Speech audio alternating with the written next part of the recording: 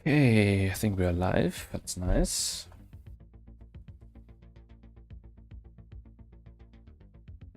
Let's see if I can see the stream on YouTube. I hope so.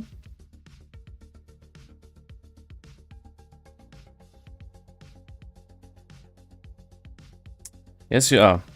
Oh my god, Tobias, big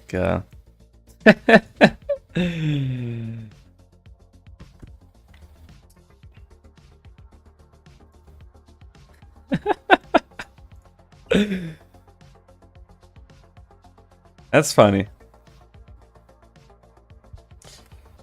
Share the stream Insta again.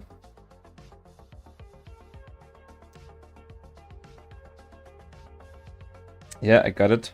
Thank you, phone. Share. It's always nice.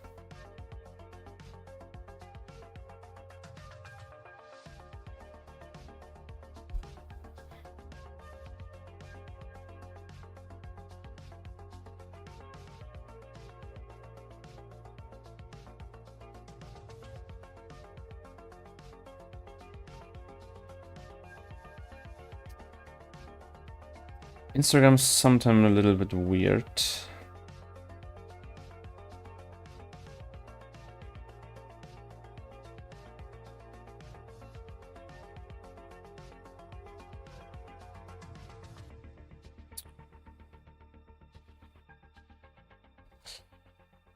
Yeah.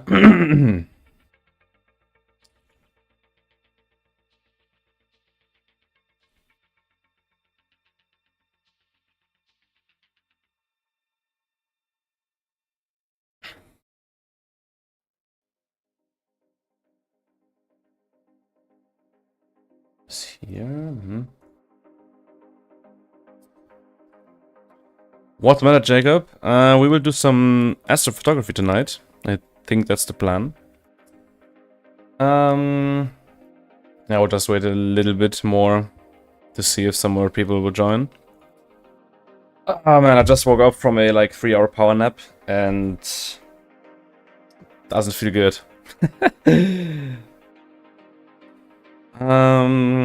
I can start, or I can at least turn on the power in Spain already.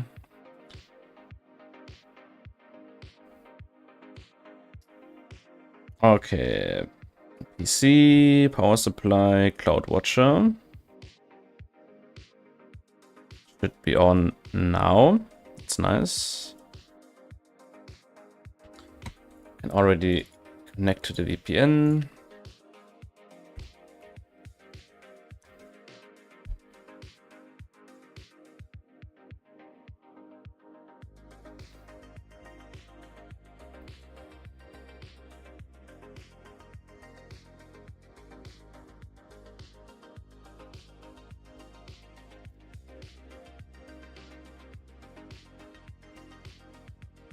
Oh, yeah. Let's see what we do tonight. I have honestly no fucking idea. Oh, I said a bad word on stream. Sorry for that.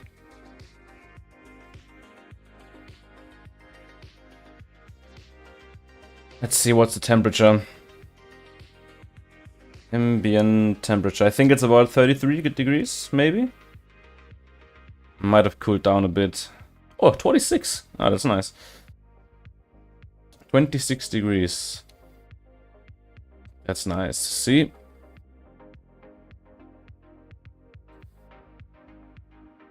Let's see what our camera can see. Maybe we have some guests.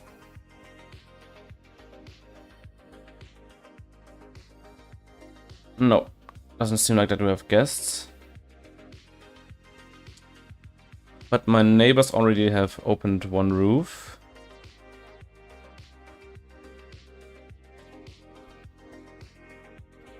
Doodle-doo.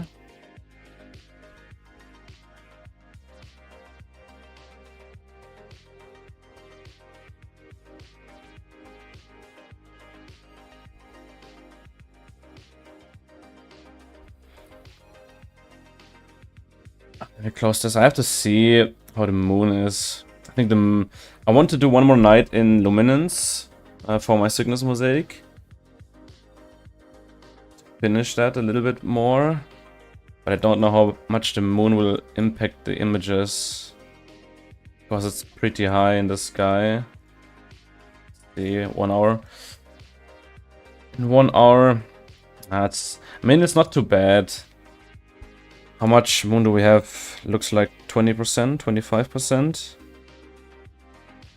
27.3%, okay.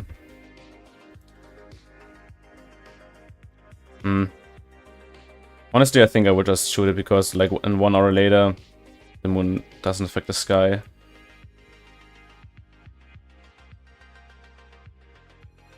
Yep, let's do that.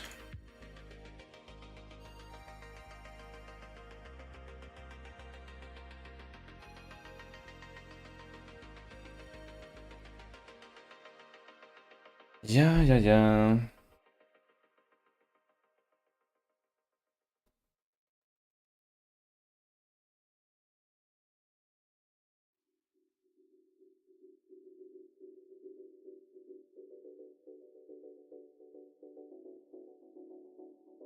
See, we can already increase the exposure to like 2 seconds. While the roof is closed.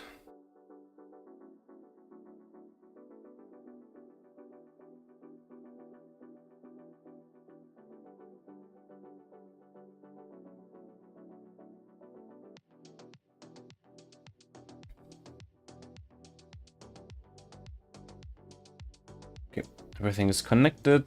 Let's load up the sequence. Yeah, and I will go with luminance again. So, Cygnus Mosaic L.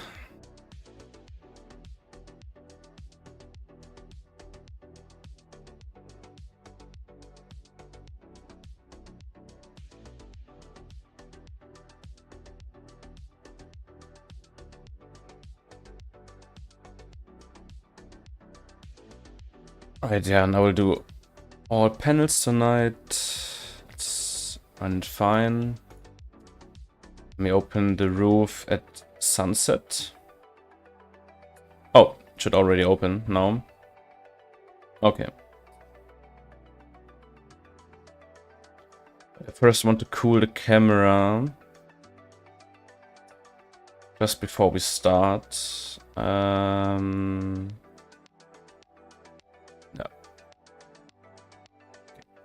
Roof is opening. It's awesome. That's what we want to see.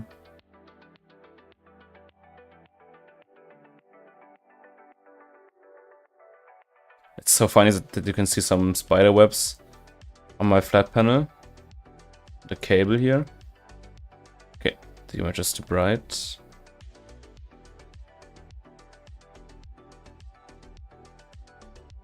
There you can see it barely. It's so stupid.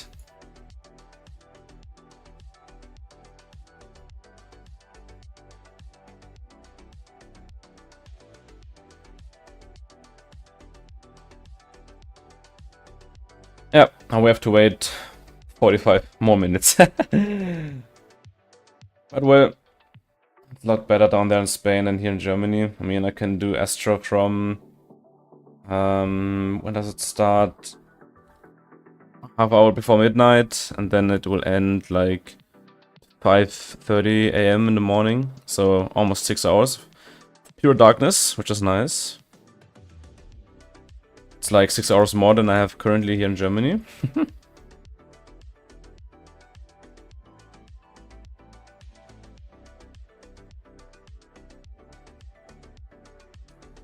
Let me just see one more thing here on my phone.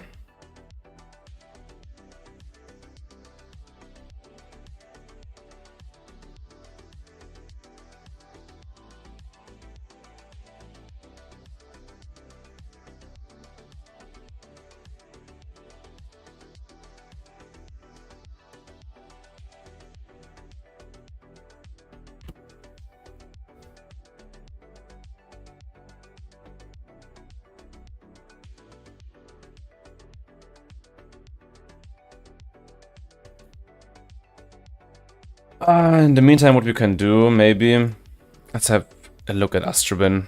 I'm a little bit interested in what's going on up there. What's the image of the day? That looks interesting. VR 134.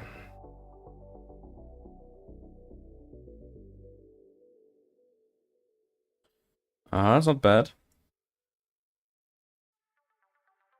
Got some nice resolution in there. Come on, click on zoom loading. Thank you.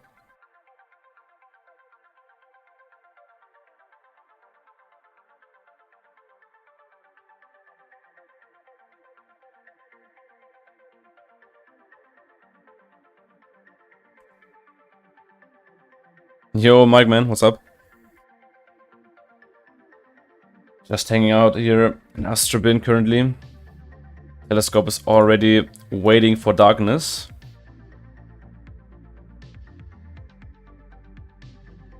And then we shoot some images. What else do we have? Let's see. Let's have a look at the top picks. I haven't had a look at them for a while.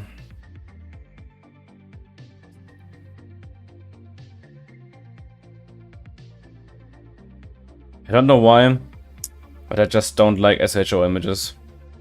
I don't know what it is, but I don't like them. And I can't change that. That's pretty sad.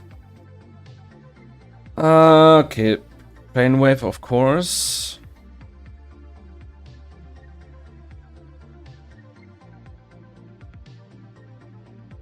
Looks pretty interesting. Like the center of this nebula is so bright that it caused like this diffraction spike, but it's really weird and unsharp diffraction spike pattern.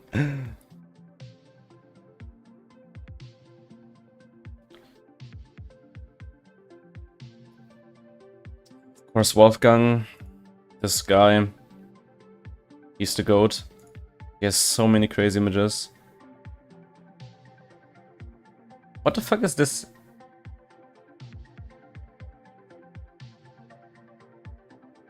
I want to see that. What is this? I've never seen that. SH242. Hello. Thank you.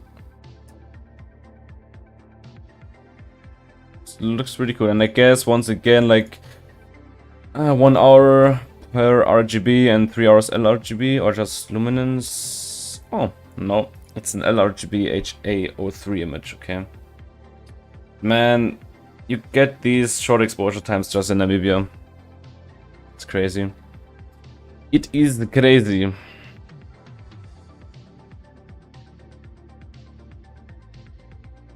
Also, what's this?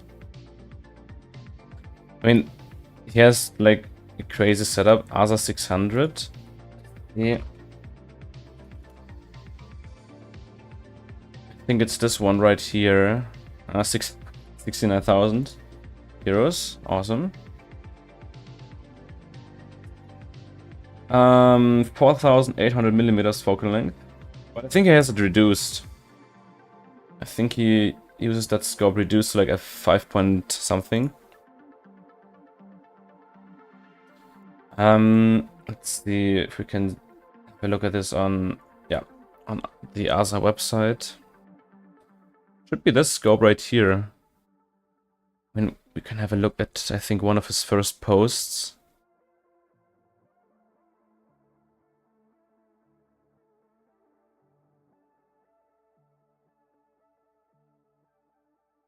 Astrobin. Yeah, here he has, yeah, that's 100% the scope. Yeah, he has reduced it to f4.5.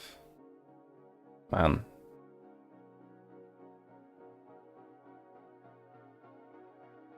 The goal for a lifetime. Good old Wolfgang. Hey Bray, what's up, man? Yeah, just saw one of his images on the top picks here again. And dude, this man is producing some bangers. But of course, when you have like an ASA 600 down there in Namibia, it just can't get bad. I also don't have an idea how the weather's tonight. Okay, let's clear again. Man, we had so much clouds at the observatory in Spain. It was so awful. I think I have a screenshot in our Discord group. Let's see if I can find it.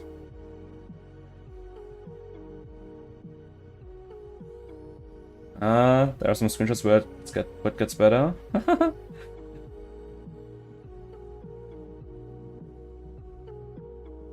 Come on, where's this screenshot?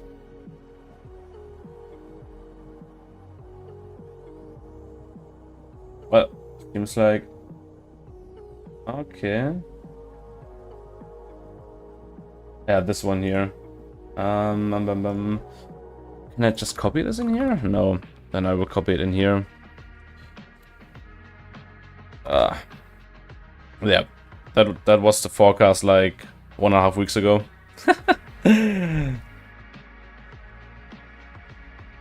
Man. And it was like that for like 2.5, 3 weeks. And now it seems like that we have some better weather. Hey Seufler, I think it's your name. Talking about telescopes, we have a Plymouth CDK-17 at our observatory, and it's so nice to work with. I can guess that it's nice. Yeah, our direct neighbor has a 14-inch plane wave on an L. I don't know what this is. I think it's the L350, the smallest one. That scope is always doing stuff all night, which is nice. Let's have a look at the all-sky camera. I haven't had a look at this, and yeah, seems clear. Seems to be clear.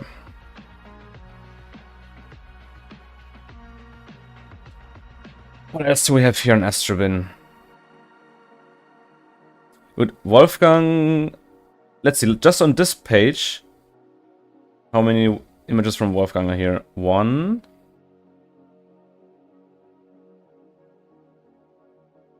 2.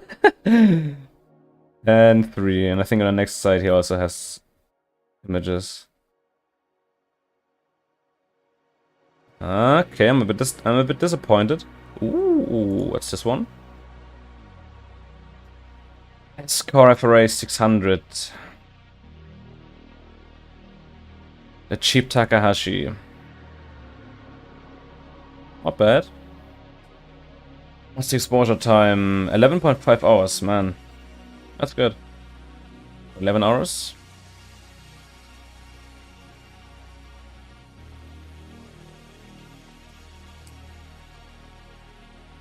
Let's adjust the camera. Let's go for 1 second already.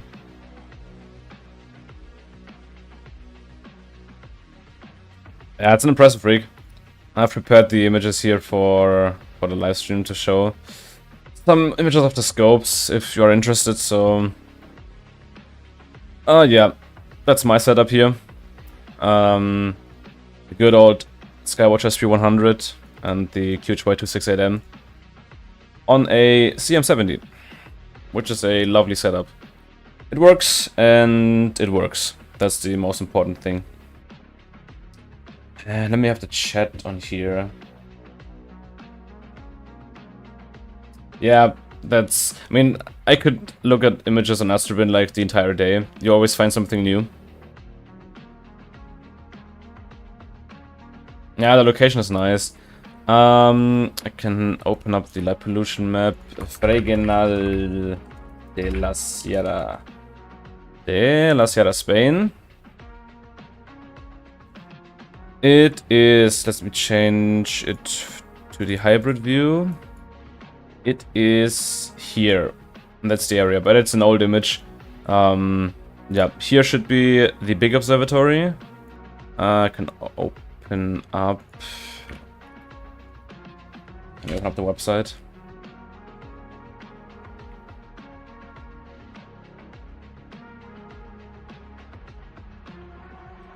The website is sometimes a bit slow. And it's currently closed due to mantenimiento. I think that means maintenance. Okay. Perfect. I think on maps, or you can just look at EI.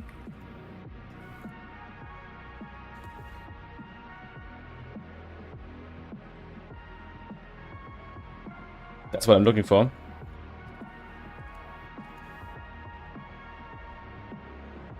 I love in Germany in Sachen. In Sachen? Not in Sachsen? Or is Sachen... I think Sachen is just a small city. Portal 5 to 6 guys over here. Yeah. Portal 5 to 6 is not so good. Yeah, this like this big telescope array, which is... yeah, which is this here. This one here. Oh, that was wrong. This one should be right here on this side, and here we have all the buildings, and I am located here. Let me open up maps.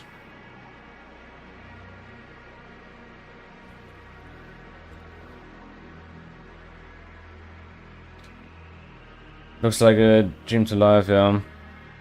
Okay, here's Fregenal, and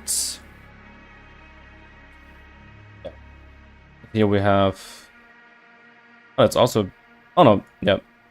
Here are...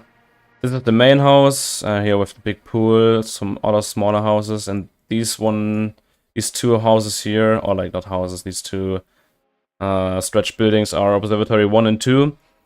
And up here, yeah, we have the other observatories. And it's also a pretty old image. I think this entire area here on the right is also packed with scopes and buildings right now.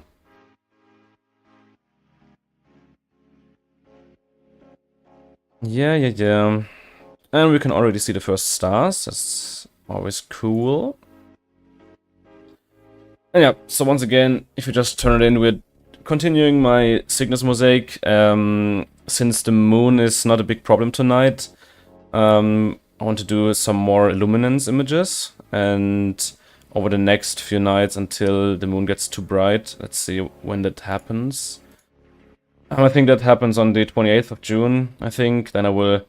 no, I can shoot until like the 28th or 29th.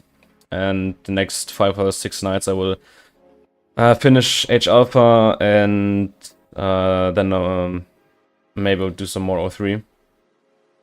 I can also show you the current H alpha mosaic and like the low full res if you're interested. Yeah. Let's just have one more look at Astrobin. See if we can find some gems. Also, let's drink something.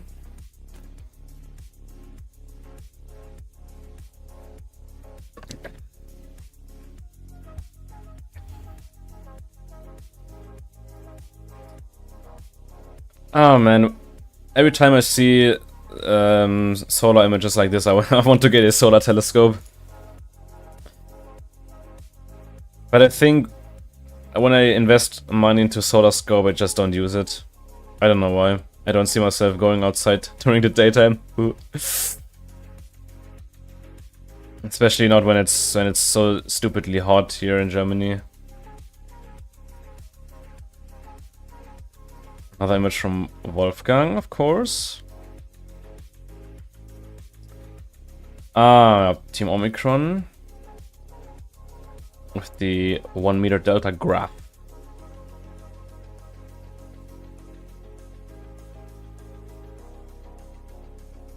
Yeah, I think my SP 100 can get like the same result, I think. Oh. That's my image.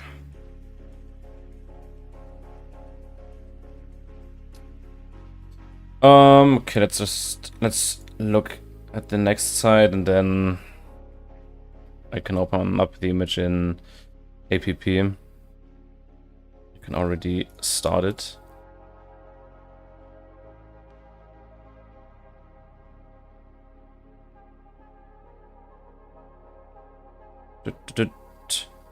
I just mentioned at the beginning of the stream that I don't like SHO images, but I don't know, sometimes just like this image here, it looks nice again.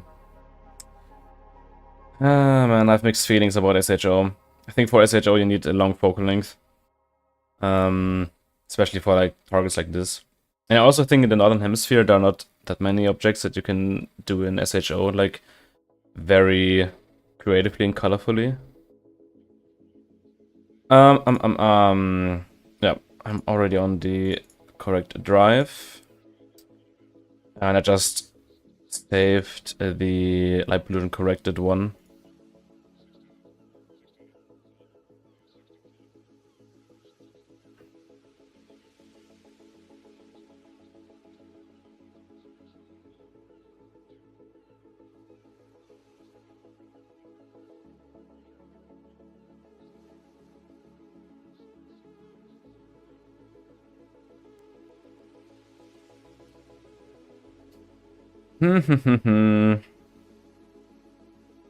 Yeah, nothing more special in here. At least not for now.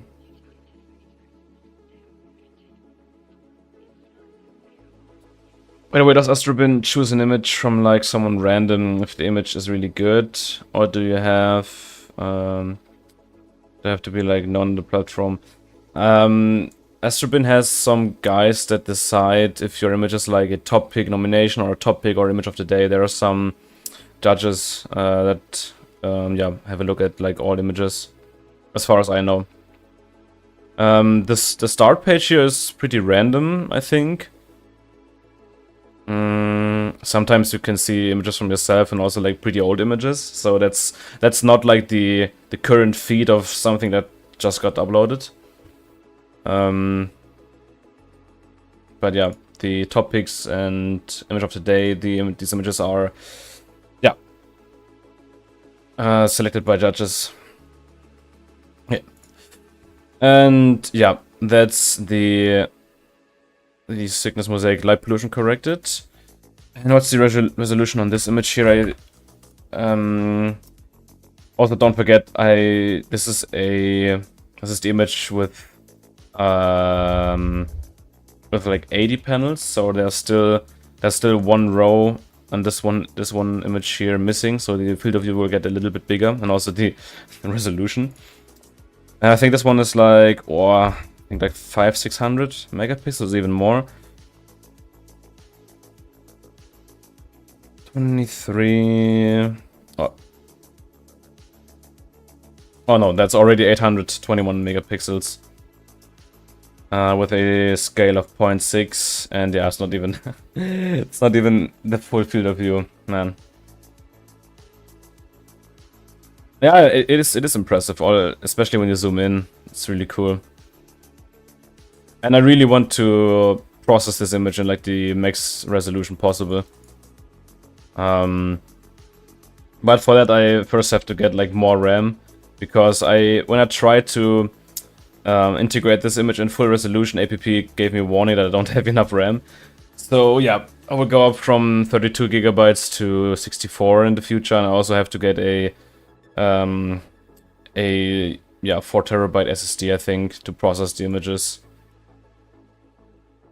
And yeah, you can just endlessly zoom into this image already, which is cool. Yeah, APP does have to load sometimes, yep. Is this the maximum zoom? Oh no, it goes even further. How's Spain looking? 35 minutes. Let me warm the camera again. I don't like it when the camera's like cooling at like 100%. And also, that's one thing that I hate about QHY cameras, is that they automatically cool when they connect to the PC. That's really annoying. And you also can't really turn it off, so I have to start the cooling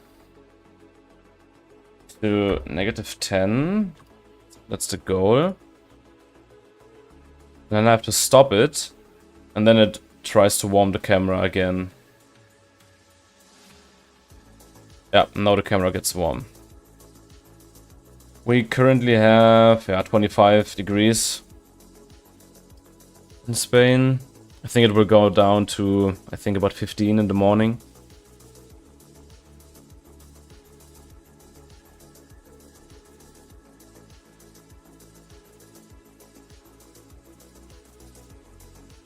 And yeah, there are just some lovely details in here.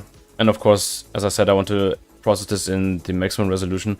I think, I don't know if like, let's have a look. I think the maximum resolution RGB is, I think, 750 megapixels for APP. When we take this times 3, so the maximum resolution will be about 2.2 gigapixels, which is absolutely overkill. But yeah, I want to have the image in a nice resolution, especially for crops. I mean, that's also one thing I wanted to do with this image, is to do this region like once, like over the span of multiple months, and then never do it again. I mean, I will do it again, but when I have all this data here, I can just zoom in and take a random spot of the image here, take a crop, and then post it on like Instagram.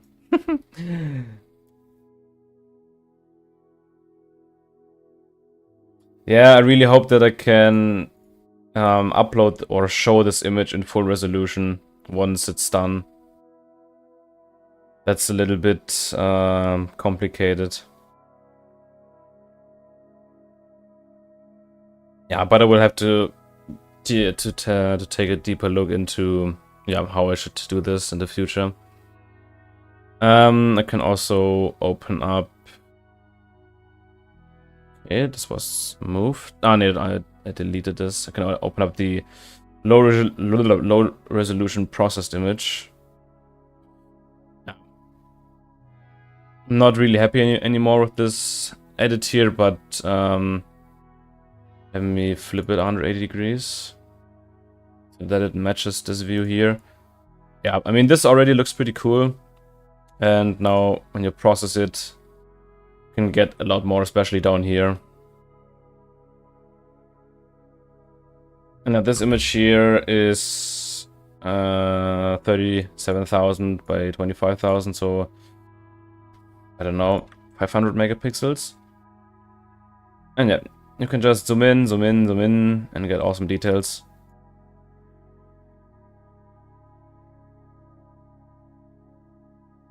And honestly, I think one of my favorite crops already is like something like this. But I want to have this 90 degrees counterclockwise. And have it like just... let's have a look.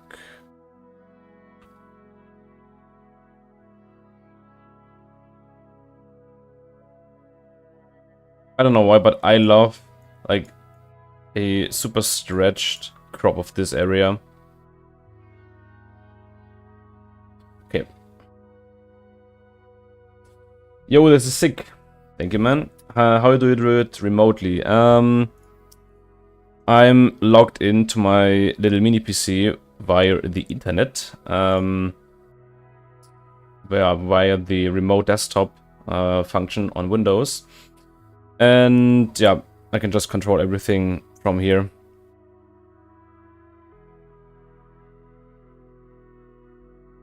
Which is of course very nice.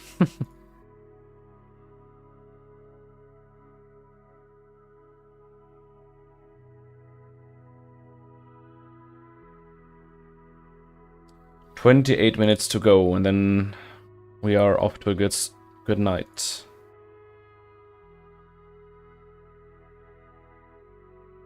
And yeah, the image is cropped now. Yeah, I don't know why, but this crop here, I just love it. And I already have like this finished product in my head with LRGB H-alpha 03. Yeah, this will be a pretty big challenge to process and get stitched, but I'm pretty optimistic. I think this will work fairly nice.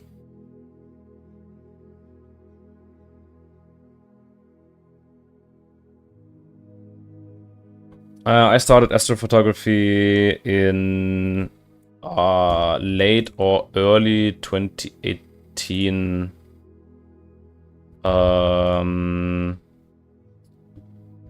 I think, no, it was late 2018, I think.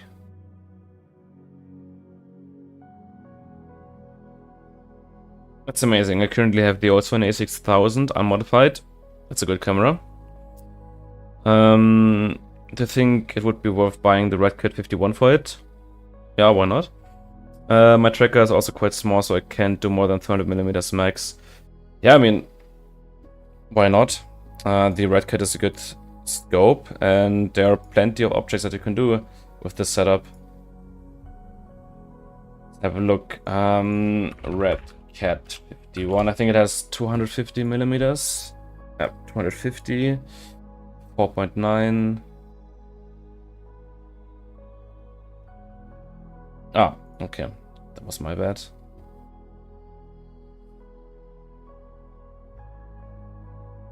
Come on, telescopiers. Don't be slow. Thank you.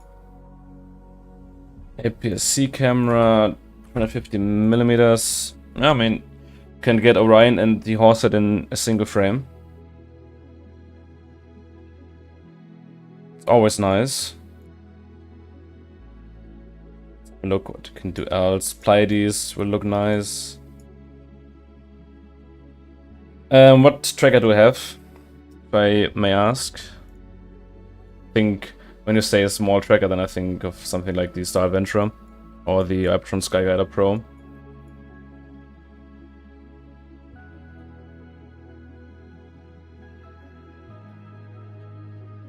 This will also nicely fit. Oh man, telescopiers, sometimes I hate this. It's so slow. And it's not my internet.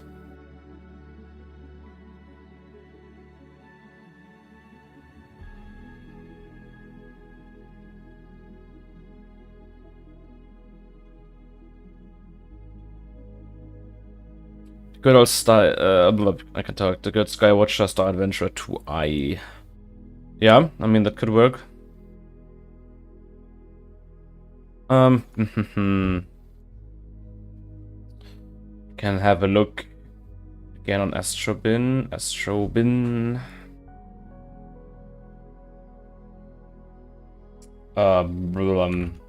William Optics.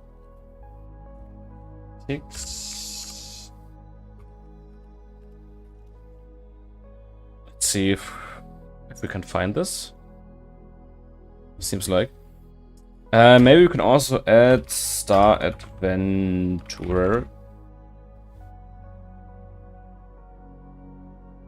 Oh, that also works. Now we can have a look at some images that people take with this setup. Okay, that's maybe not the best. Also slightly blurry. But yeah.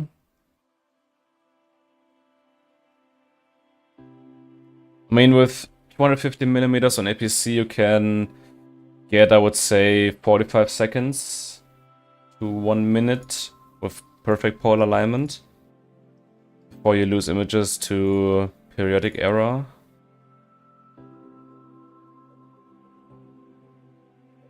Let's see, he has sharp stars, also used APS-C. Yeah, he used 35 seconds.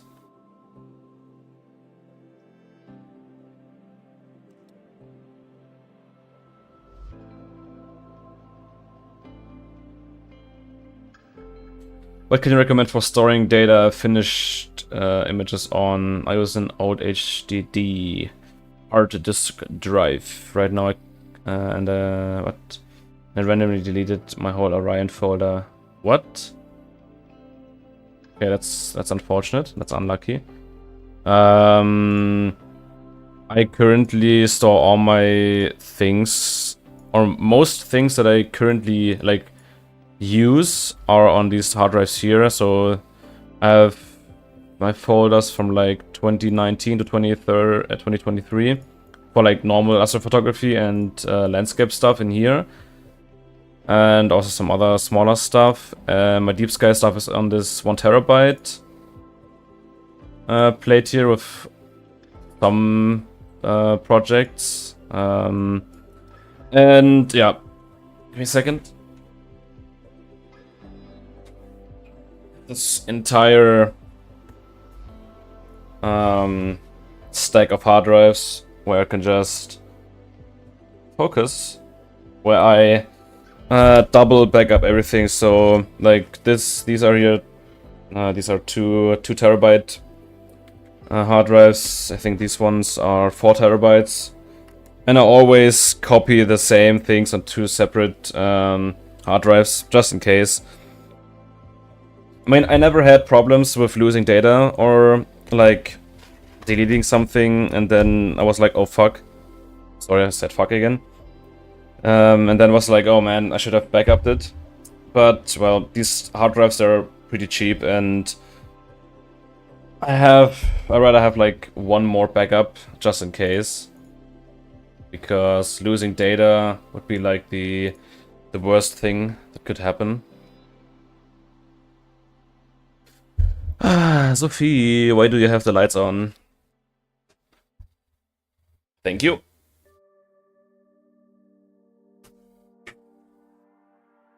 Ah, my neighbors just had the infrared light on. What bottle do we get the photos in? Officially it's a bottle 3. Let's have a look. What image? Yep, this image window. Yeah, the location is here in Fregenal de la Sierra, or close to this smaller town. Not town, it's like a little village here in Andalusia, Spain. And let's have a look in here. So yeah, it's far away from like the big cities, from Sevilla, Huelva. And there are no big cities like around here like Zafras, maybe one bigger town with some industry here. But I never had any big problems with light pollution so far, and we are also not in this village here. We are a little bit further out. We are here. My scope is here, and the SQM here is 21.7. But it never gets to like 21.7 each night. I would say the average SQM is 21.5 to 6.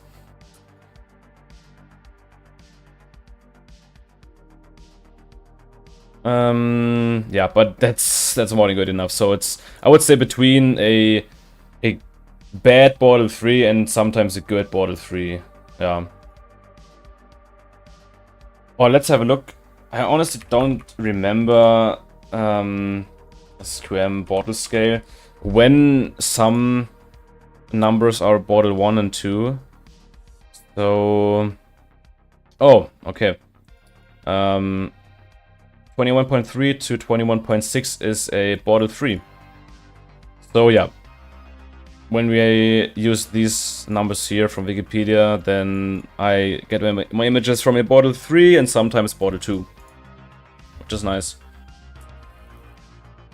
So, what do you say about replacing typical Newtonian mirrors with Osterhosky optic-made mirrors? I'm honest, I have no idea what Osterhosky optics are, and I'm not in the game of Newtonians. Okay, that seems like a manufacturer for mirrors. I mean, if they make good stuff and if you want to do this, sure. That's one thing that is pretty cool about Newtons. You can modify these things to the death. And yeah, you can pretty much change everything. With refractors, it's a little bit more complicated. You can maybe replace the focuser. And like sometimes I've seen that people swap out the OTA itself. I'll be going to a bottle 2 place in Denmark for 2 weeks. So how will we be clear then? I will be there at the end of July. No Astrotalk. That's sad. Do you think I will be able to see the Milky Way and it's good for imaging? I mean, we can have a look. We can have a look.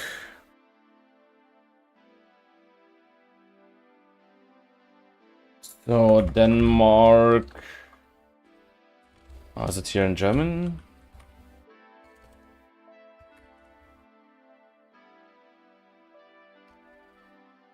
Denmark? Is this wrong? Am I stupid? No, that's how you say Denmark or write Denmark. But then I will do it manually here. I think Denmark should be about here. Pretty much here. So you go at the end of July, so 1 month. I mean, you will get Astrotalk, seems like.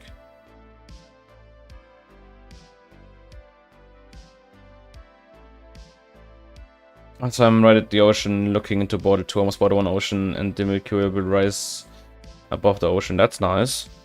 July and August will be better. I'm currently in Norway, and it's way too bright here now. Yeah, in Norway it will be bright for a long time. But it seems like that at the end of June you should be able to do like a good hour or maybe 2 Astro. Maybe. I mean, when we have a look at the horizon here, the horizon is completely dark at 1 AM. It stays dark at 2 AM, and it gets bright again at like 2:45 maybe. So yeah, 1.5 hours, 2 hours should be clear to do any kind of astro.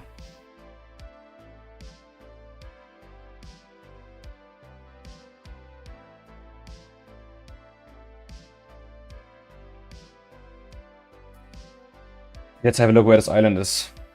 Mont. Ah, okay, I know this. I know this place. Yeah, you should be able to do some astro up here. Pretty sure.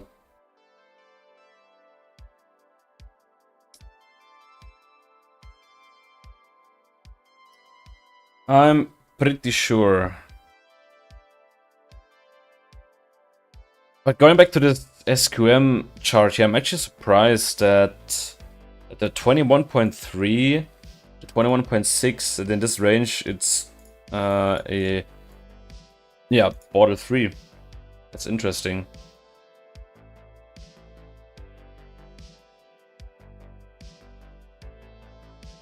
Okay, 15 minutes to go. Then we do some luminance.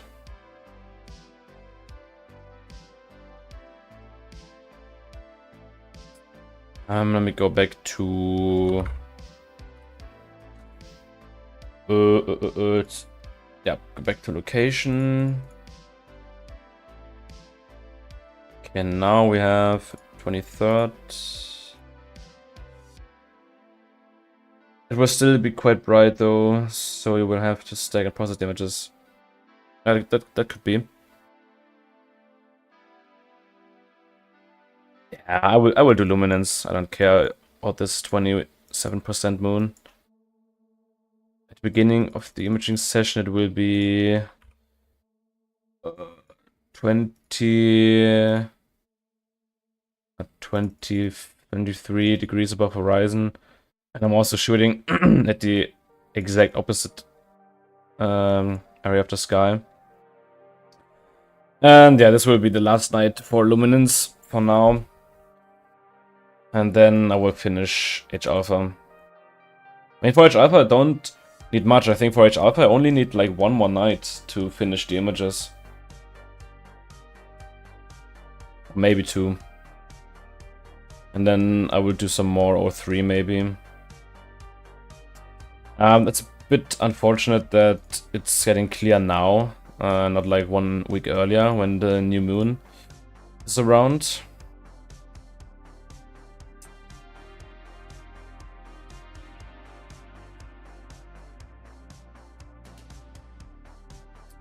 Apollo 2, my home. My home.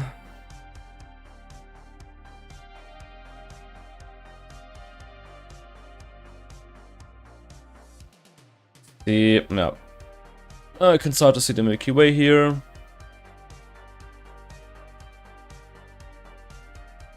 A bright moon.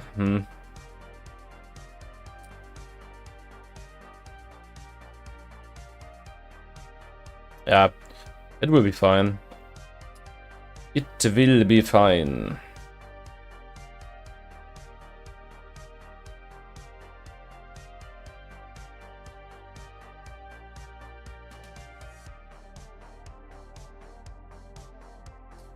You have some amazing photos. Thank you. My dream is to take photos like that sometime. Yeah. If you want to do images like that, just keep going and yeah, just do it. If you're passionate enough and if you want to invest the time into this hobby, then you can get good. Of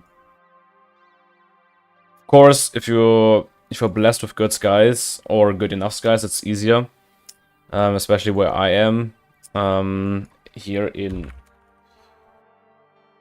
the Black Forest in southern Germany here, with this big, let's have a look. Yeah, with this area here, where I have pretty much bottle 4, bottle 3 skies. That's always easier. But yeah, it takes time. I mean, when you're just at the beginning, then it can be hard and also sometimes frustrating. Yeah, I think that's all I have to say. Just stick on it and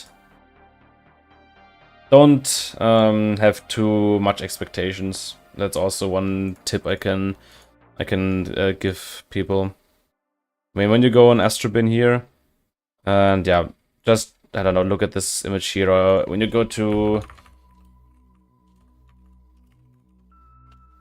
Wolfgang's. Okay. Why is this wrong? I think Wolfgang Prompter.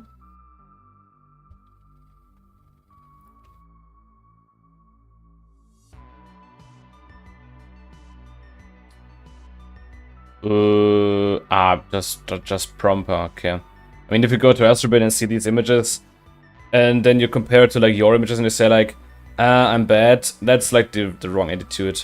You have to have like real expectations on the current level that you are, and also with the current equipment that you have.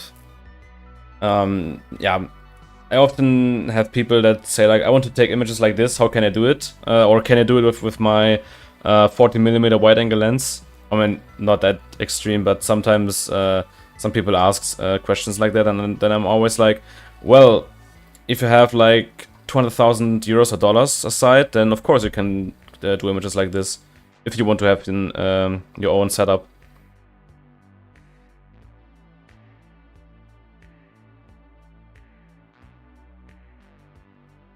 I'm living north of Aridal. Where is this? Where is this?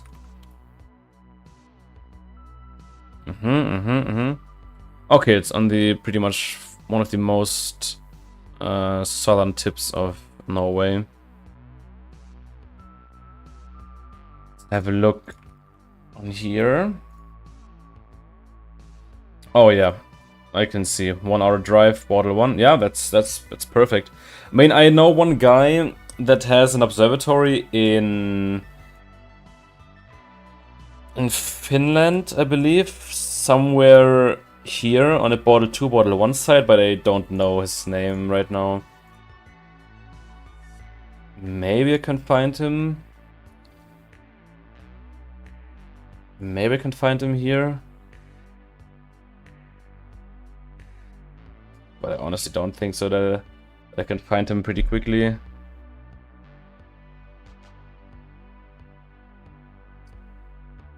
I don't think so. Also, he is not very active currently, of course, with this with the summer sun up there.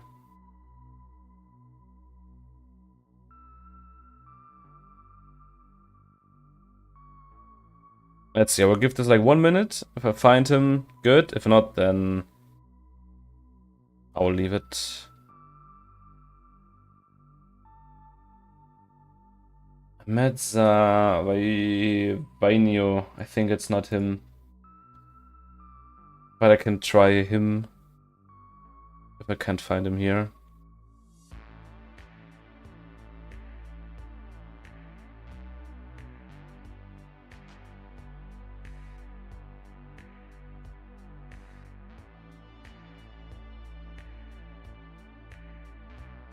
But I don't think that I will find him now. And maybe I see him and I'm like, oh, It's him, but I don't recognize it.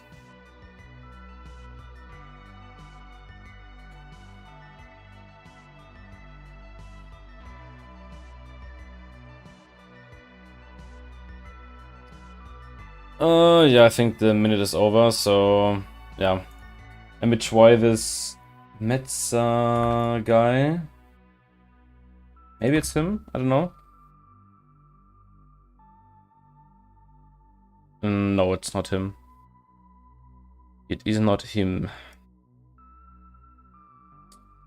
He likes crunchy images. Ooh. Oh, okay. Too much for me. How do you deal with capturing faint dust in, for example, Orion? Is it possible to do a long exposure when the core would be overexposed to get some more details around the core? I can show you how the images look when I take them. Objects, M42, Esprit 100, M42 data, APP, raw stacks, 300-second luminance. So this is the stack of quick math.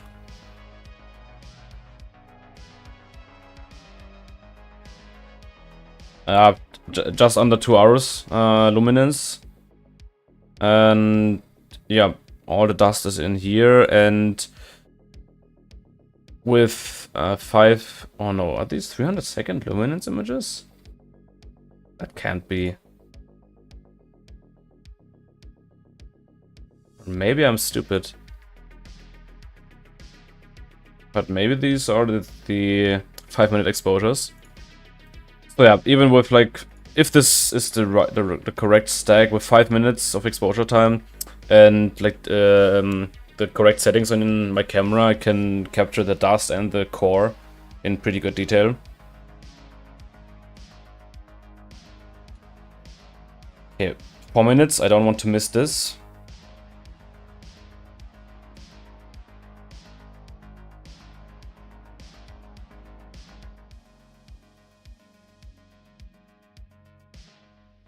And yeah, back to your question, of course you can, that's also what I did, you can do long exposures for the nebulosity, the faint nebula stuff around Orion, and then also do like a 30-second exposure stack just for the core, like I have in here. But I wouldn't say it's necessary.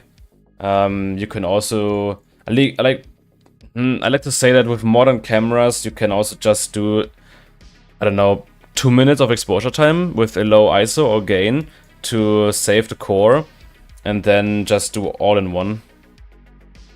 Because the only thing I did here is to add a little bit of processing time. Oh no, I have to say that my RGB images are, or they were overexposed because I shot them with a higher gain.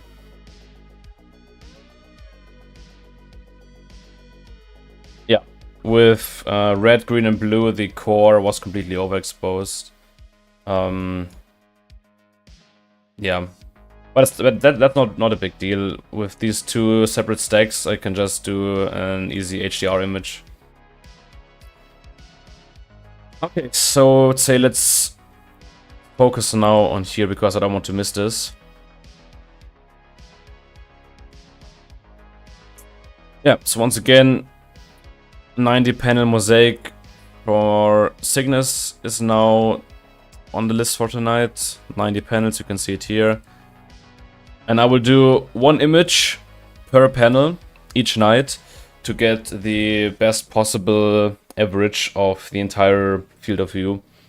Because when I would do like, I don't know, the first 20 panels or the first 10 panels in one night, especially in RGB. With luminance, it's not so big of a deal because it will be just a black and white gray image that I will use for the luminance. But for RGB, it's pretty critical that you have the best amount of like, yeah, average in the over the entire image, because if you don't do this, you can end up with some pretty ugly gradients. I can see if I can find a good example.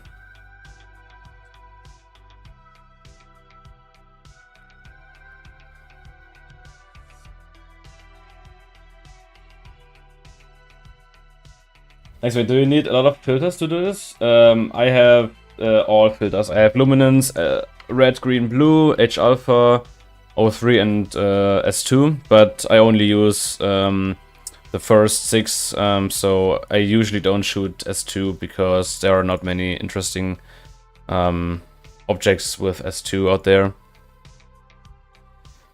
Okay, so let's have a look if I can find an image where you can see these gradient issues.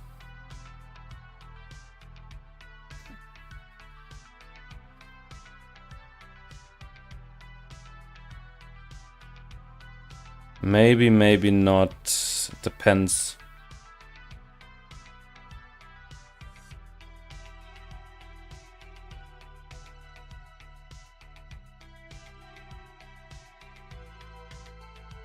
Okay, it was too far.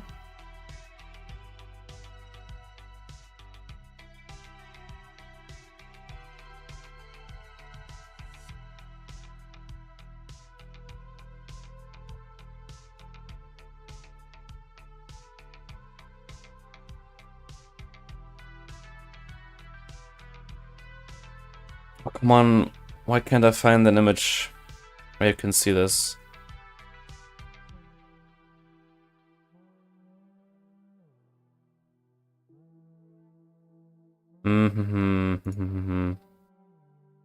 Okay. Yeah, let's first have a look at this here. Now, camera's cooling, but it should skip this process. Maybe it's already on the way. Nope. Why are you not skipping the cooling? Minimum duration 0 minutes, so it should skip it.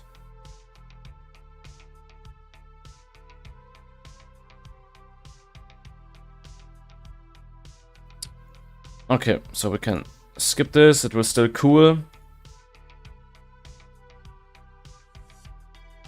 No, come on, do it.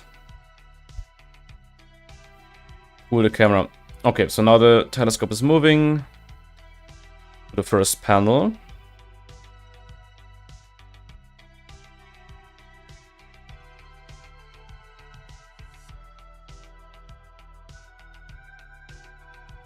Let's bump up the exposure to 15 seconds.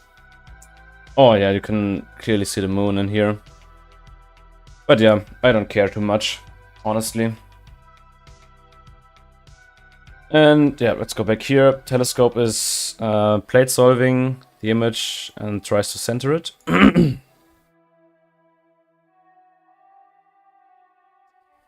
And this is pretty unfocused. It's so crazy how much the focus shifts over the night. So this was the focus, or it seems like that this was the focus at the end of the night. And yeah, that's how much it shifted.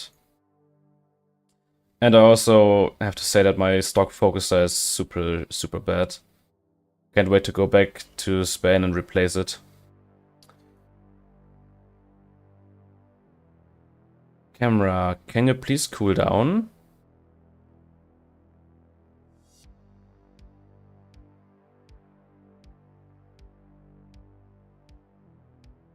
I want to have this in 0 minutes. Go all in, please.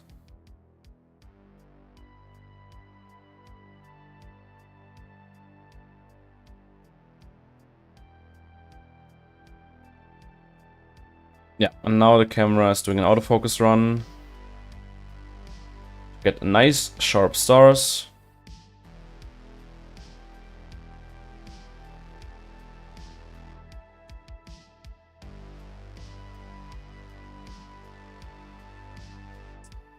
How are you able to bring out colors of galaxies in nebula? Is total exposure time the key? Yes. Thanks for answering all my questions. I really appreciate it. You're welcome. Yeah, the key for colors in your images are one, a good amount of exposure time, and secondly, the right amount of processing. If you want good and clean color out of your images, especially in RGB, or also like for SHO, narrowband, you want to have a good amount of exposure time. And then, yeah, I think the most important part is just careful processing. Don't overdo it. Find a good middle ground of like saturation and not too much.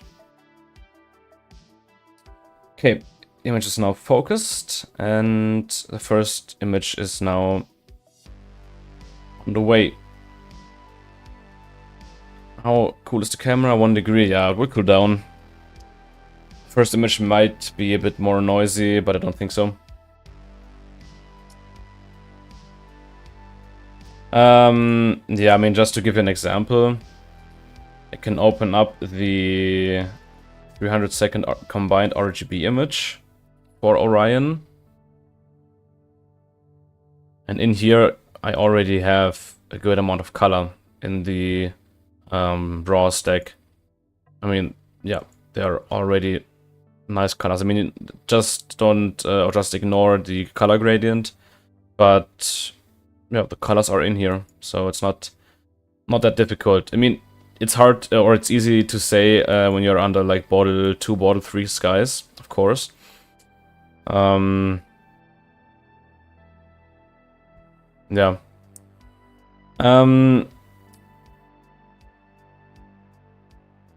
Camera's unable to reach specified target temperature. Shut up. And just cool the camera.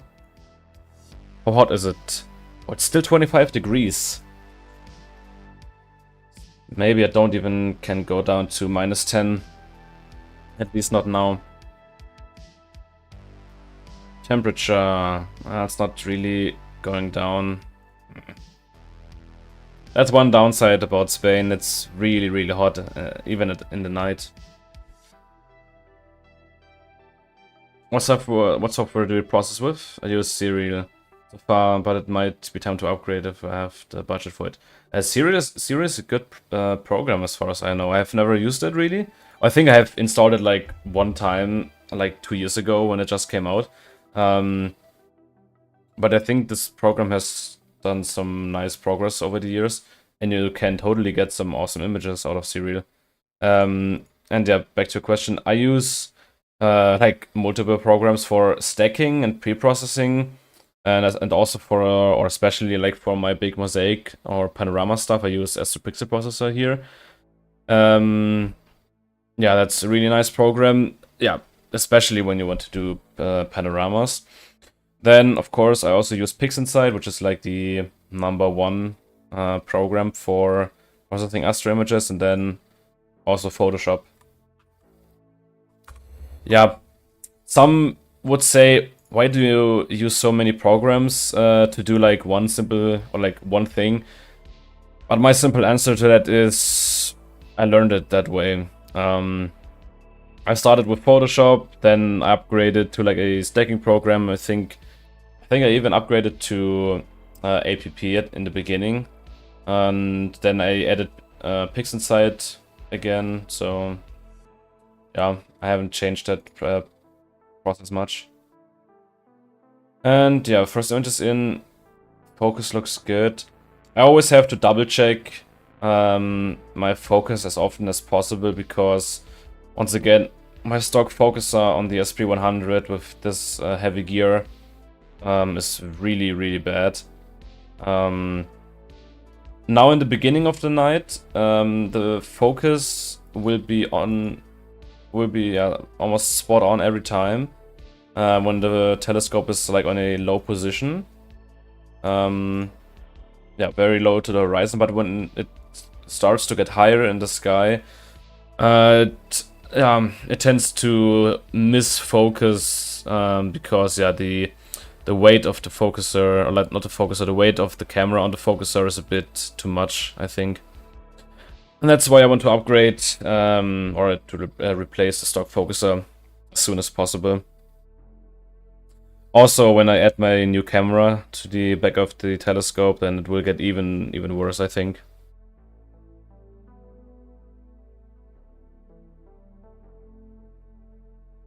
And yeah, already on image 2 for the night. And yes, before you ask, of course, I will always lose time by doing it like this when I take like one image per panel. Now panel 1 is done. Ah, okay. Nina is also a bit stupid sometimes. It will do an autofocus now again because I set the autofocus after time to 60 minutes and I started the sequence like 1.5 hours ago. And now after the first image it wants to do an autofocus. It's stupid. Yeah, back to the topic. Yeah, I will always lose time when I do one image, then I slew to the next image, center the target to verify that it's in the center, then start guiding again. I will always lose like 20 seconds per image cycle, I would call it. But yeah, I'm willing to spend this time to get the best possible outcome in the end. For narrowband images like H-alpha and O3, it's not so critical, but for luminance and LRGB in general, it's pretty important that you get the best average across the image.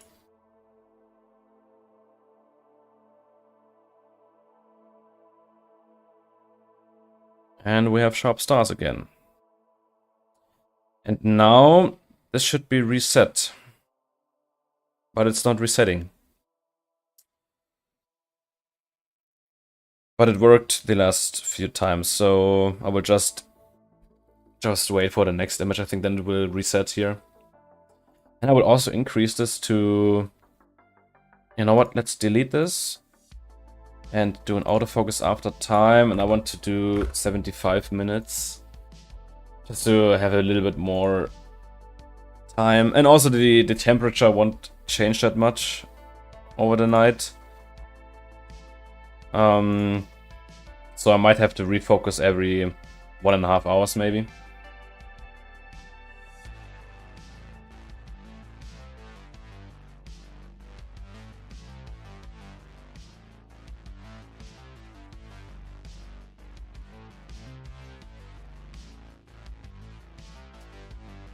And yeah, that's the magic. That is all the magic. And now I could go sleep and then in the morning I wake up with all the images, which is pretty cool.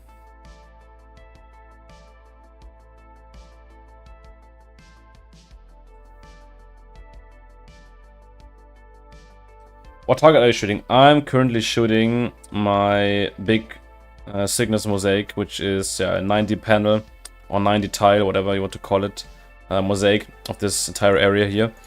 Can show you the full field of view and telescopius.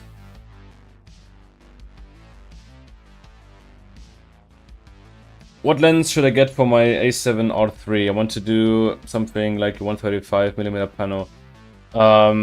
If you want to do stuff with 135mm, then get the Samyang 135 f2. It's the best budget lens for astrophotography probably out there.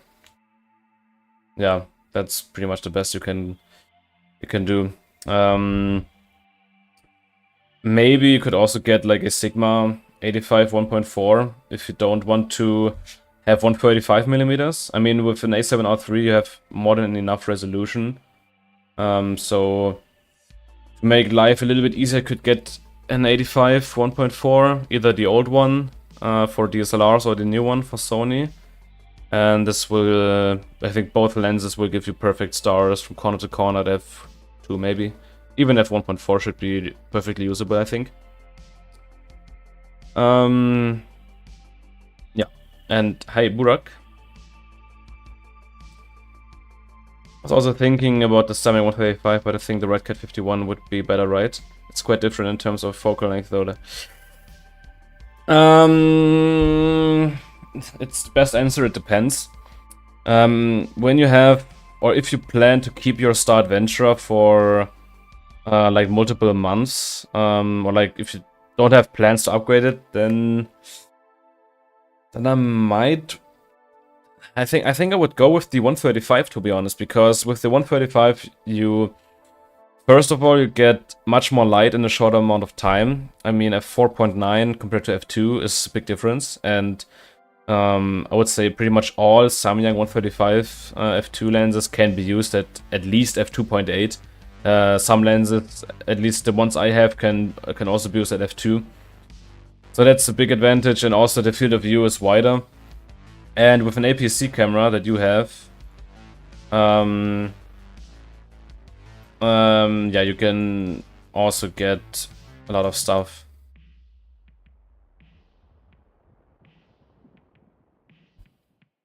Right, I would guess I just have to try the 135 and see what they can come up with. Yeah, go for it. I mean, it's a perfect combo.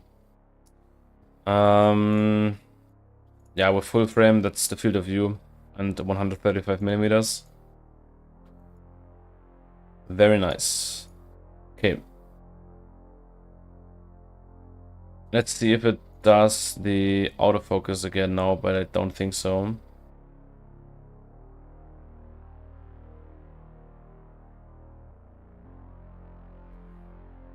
Stars are sharp, that's nice.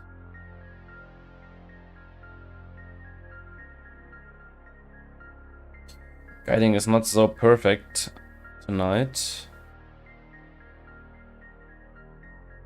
but I don't care.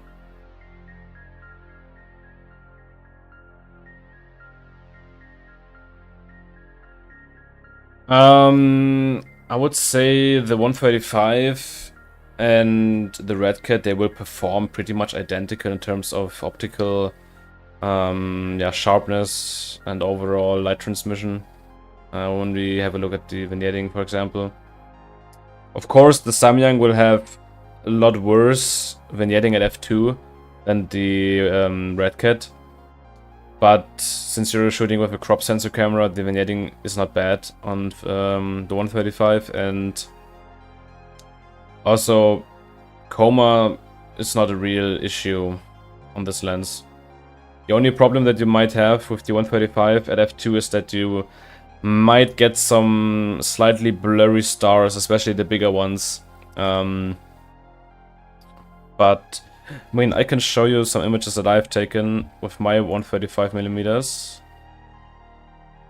Okay, I have to go here. I'm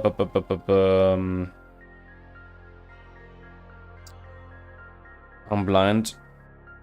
Yeah, Cygnus Mosaic 135 A7 III.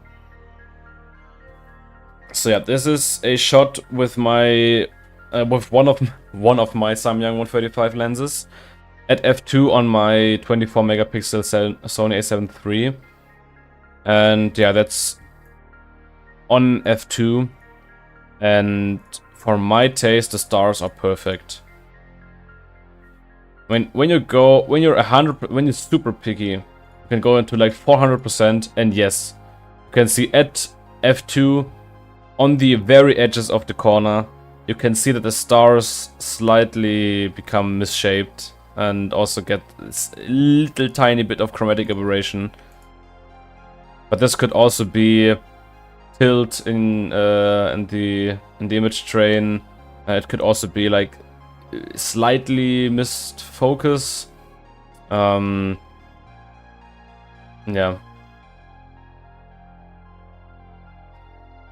Can you do a sky survey for telescopias next? That's a good question, and I'm actually trying, or not trying, I'm actually thinking of doing something like a all-sky survey from Spain. 1 second.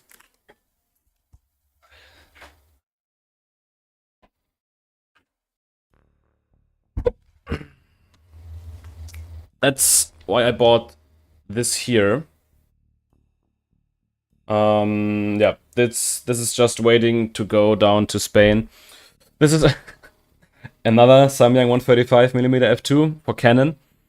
And down here is just an autofocuser and the overall just bracket to hold the lens in place. And on the back here, I can just adapt my camera to it. And yeah, with this setup, I will try to capture like pretty huge mosaics of the night sky. That's the main plan.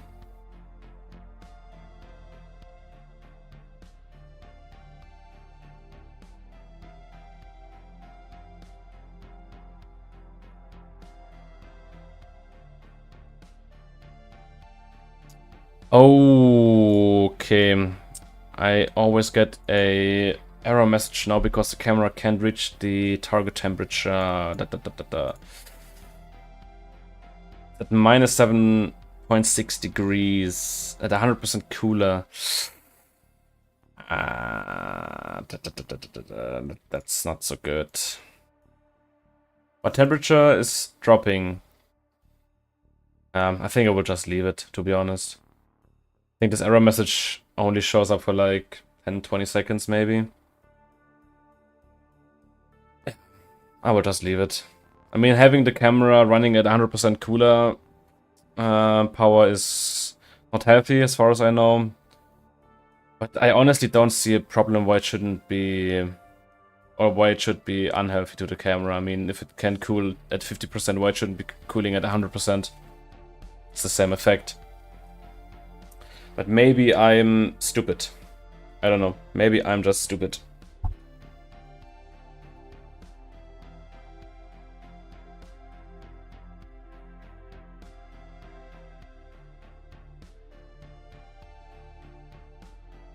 And yeah, I can give you a quick idea what's the plan for the future.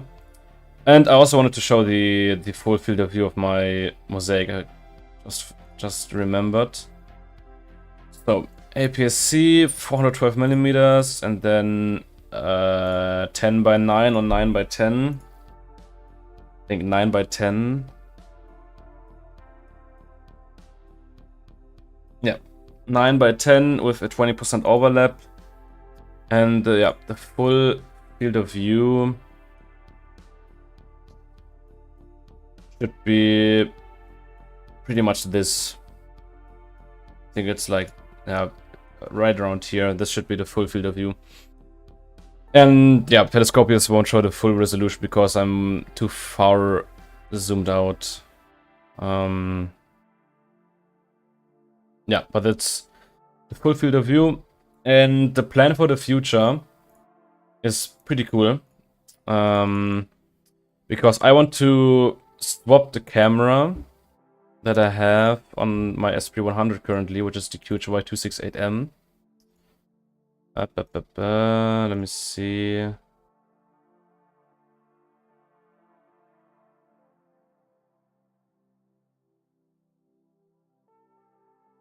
Where's the image here? Yeah, that's the current setup. And yeah, here on the back, that's a little bit much. Let's go with 33%. Yeah, this one here is the QHY268M, so an APS-C sensor. And I want to attach this camera plus the filter wheel to this here, to the Samyang. And I want to replace the camera here with the camera that's in this box here.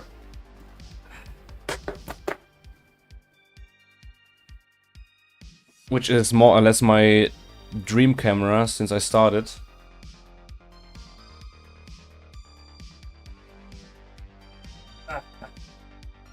This big boy here. I love this thing. So it's so stupidly heavy.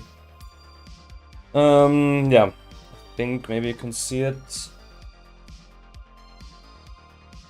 It's a Moravian G3 16200 Mark II. And yeah, that's basically my dream camera for multiple years.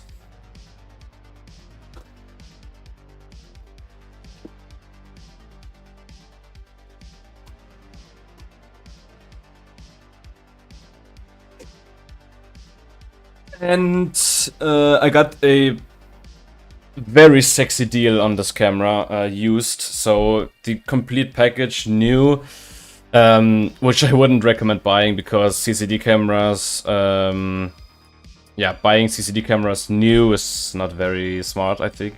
But when you get cameras like these on the used market for a very good price, I think it's a good investment.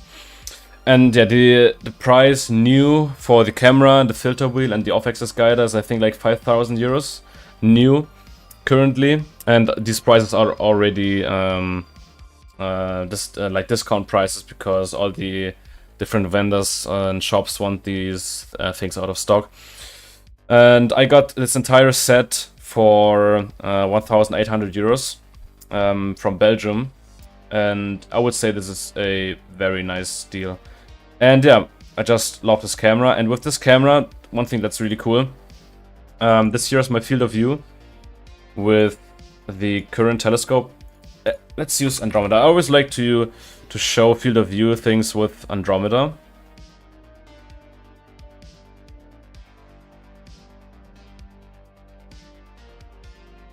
And I also want to see... okay, I mean, that's not so good. Or is it? Oh, cool, it's camera minus 7.7. I think I should... I might want to delete the cooling, or I want to change this cooling. Or just disable it. For let's say the next 15 panels. Because I'm losing a lot of time with that.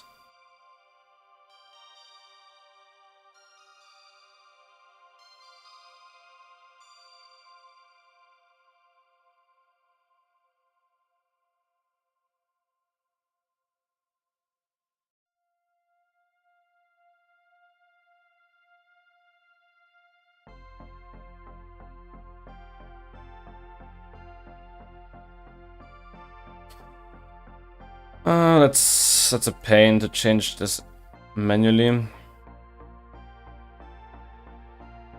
But I honestly never thought that cooling the camera would be a big issue.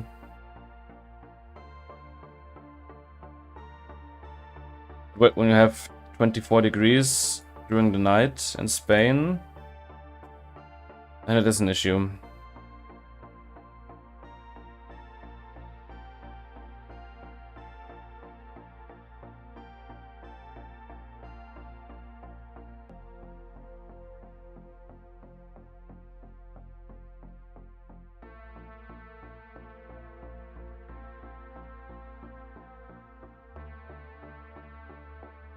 Yeah, I will do it until panel 15. And then I can disable more if I need to. Because, yeah, I'm losing too much time when it always wants to cool down the camera.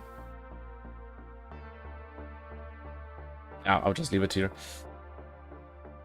Should take another half an hour until it's on panel 14.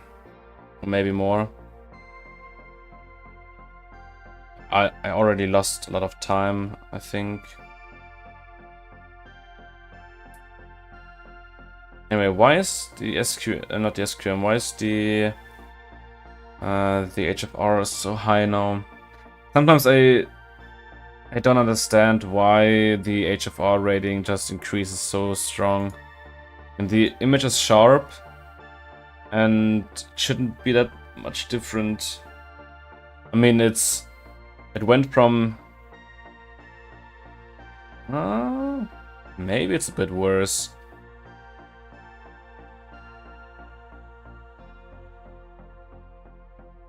I mean, no, it's not worse. It is not worse, in my opinion. Focus is fine, it's not... Maybe it's not the best of the world. I might... Let's try. I want a good focus in my images. After 4 seconds.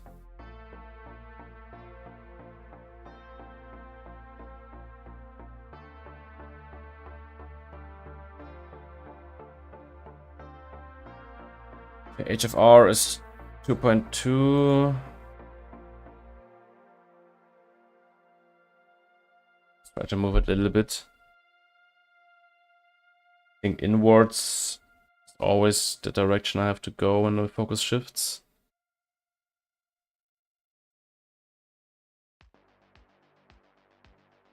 Maybe a little bit better in the other direction. I don't care. So cool to see how technical it is. Yeah, I love it. And hey John, how are you doing down there in Australia? I hope the weather's good. Yeah. Let me just put this bad boy back.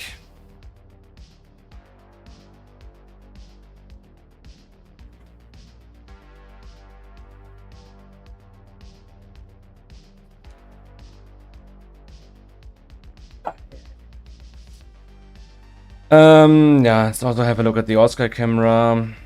You can also increase the exposure time to 30 seconds. Maybe get a cleaner image. And yeah, you can see it's hot out there because my small all-sky camera here is, or not all-sky, my small camera here has like 1,000,000 hot pixels. So it's hot.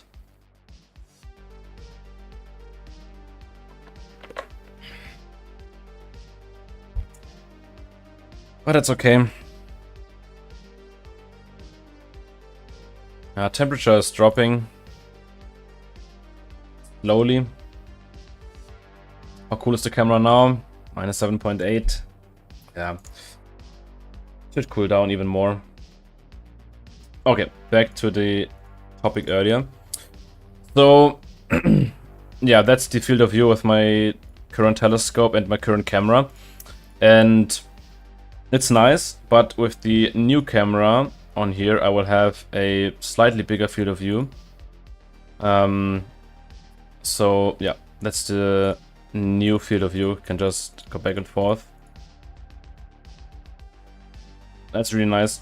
And yeah, I mean, overall the setup will be, I think, a lot more flexible and also more maxed out, I would call it, because my reduced SP100 can perfectly illuminate and also yeah, produce sharp stars with a bigger sensor. Not full frame, but the new camera has an APS-H size sensor.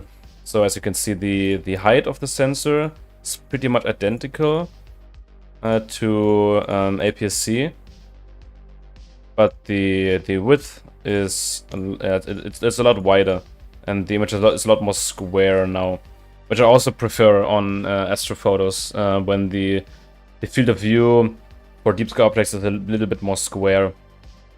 And yeah, that's also why I wanted this camera, because all the new deep sky cooled astronomy cameras for full frame mono are like the ones with the IMX455 sensor, so 61 megapixels, and my Esprit just can't produce good stars with this sensor. I'm 100% sure that it can't do that, and with this sensor I'm pretty safe. And yeah, it's also not a bad camera. It's actually pretty good, in my opinion. And yeah, with the 135 I will have this field of view. And yeah, I will, the main goal, at least for the beginning, to get warm with this dual setup is to, for example, Andromeda here. I think that Andromeda will actually be the first target that I will shoot with this new setup when I go down to Spain in September to change all the parts. Yeah, I will use the big telescope with this field of view to capture a nice deep LRGB H-alpha O3 image, and try to get the O3 arc here in the image. And yeah, I'm also honestly most interested in LRGB and H-alpha with the new camera, and O3 can be done at f2 or f2.5 with the other camera. And then I can get the O3 arc in here and just crop in or just copy the details from the wider field of view setup onto the telescope view, which is the idea. And of course, you always get like two perspectives if you do images with the wider setup and also with the telescope, which is pretty cool.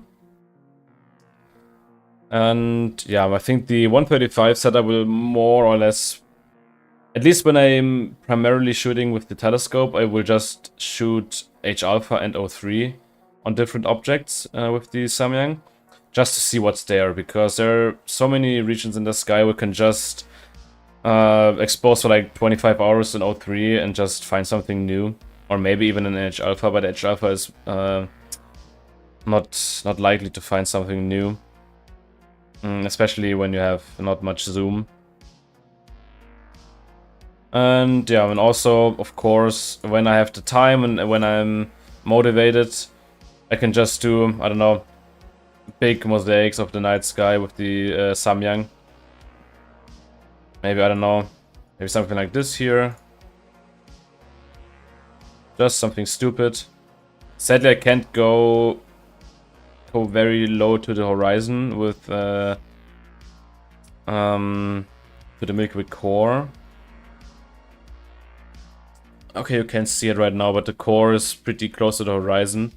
The core is pretty high in Spain compared to Germany. I mean, the most interesting part of the core goes above 20 degrees, which is right at the threshold, I would say, where you can get good results. Yeah, but it's not worth shooting that low.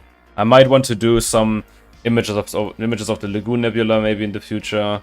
Also maybe Rove Yuki, because these targets are high enough to get good data on. I mean, Rove Yuki will be above or at 25 degrees for multiple hours of a given night. And yeah, some nebulae up here are much better to shoot than in Germany.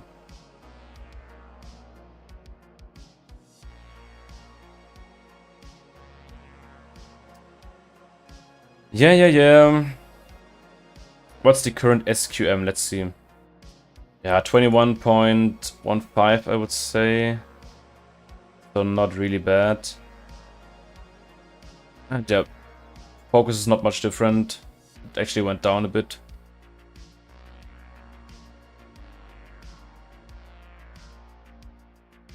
And honestly, I might just go up to 90 minutes again, because the temperature isn't changing that much, and I just adjusted the focus, so I should be good for another 1 or 2 hours. But it's getting colder. Now we are at 24 degrees. We started with, I don't know, 27. Camera is already at -8.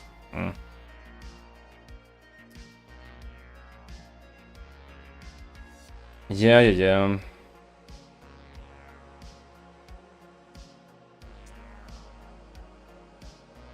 Guiding is wobbly. But I'm also very close to the horizon. And yeah. When the telescope is slewing all over the sky the entire time, the guiding is also not the best, as far as I noticed.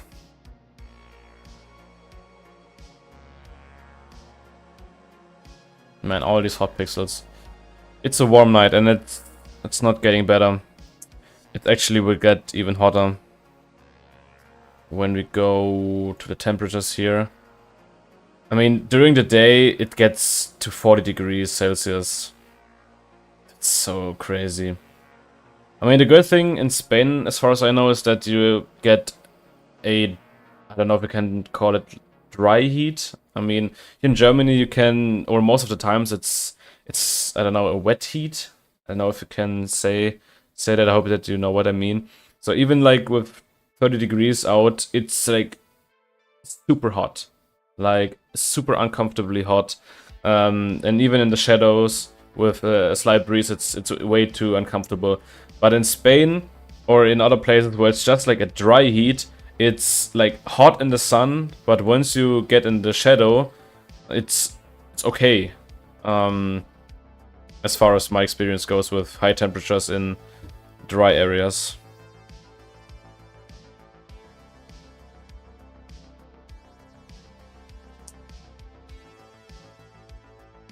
A low moon.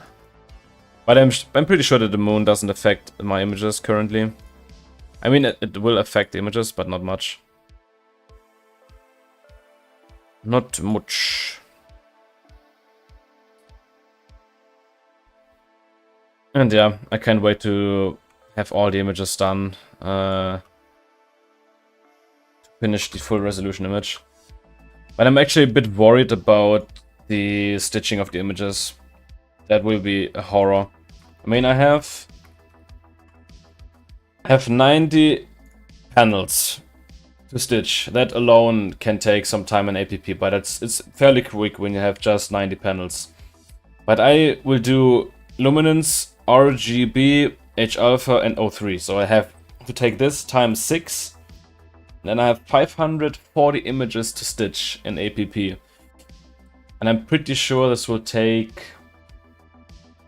I don't know, maybe 1.5 days just to stitch the images, or just to register the images.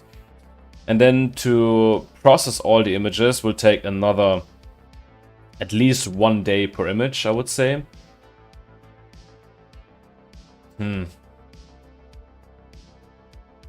That could be. I mean, the good thing is, with mono images, they are faster in processing compared to RGB images. So yeah, that will speed up the process a little bit. And also, I will upgrade my system, so I will add more RAM to my PC, and also will process all the images on a 4TB SSD, which I haven't done much in the past because I just haven't had enough SSD space.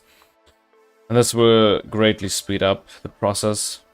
And then I might be able to stitch all the images in, I don't know, 2 to 4 days. No, 2 days is a bit optimistic. I would say 4 days. And I'm okay with doing, or with waiting 4 days to stitch the images. Yeah, shouldn't be too bad.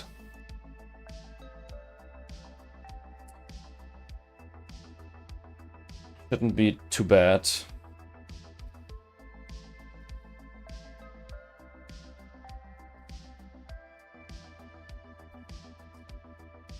Why is my guiding so bad?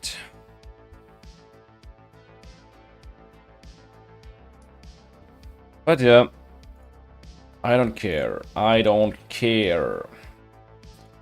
Also, I will just disable the cooling on more panels.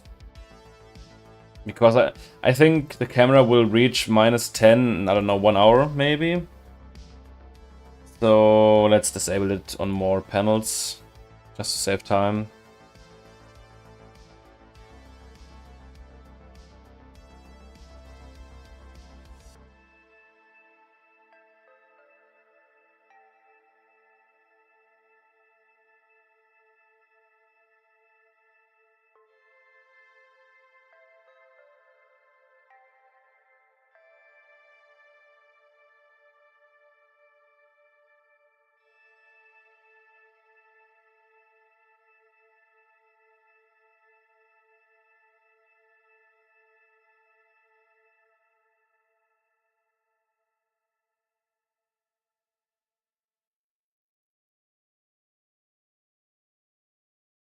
This is usually really lazy work, and also not very hard to do.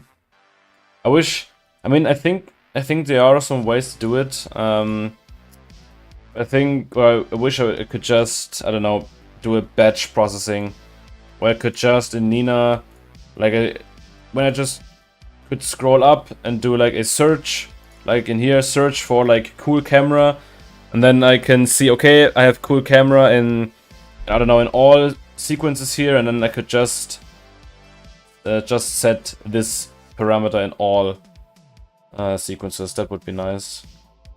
I think there are ways with plugins to change that. I might have to take a deeper look into that in the future. For now, I will just do it manually and to go through the pain. Please go away.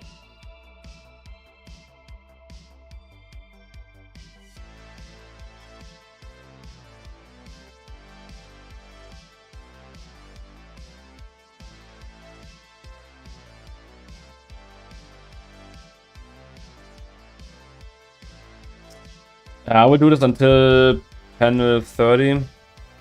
Yeah, until panel 30, and then I'm also too lazy to do more.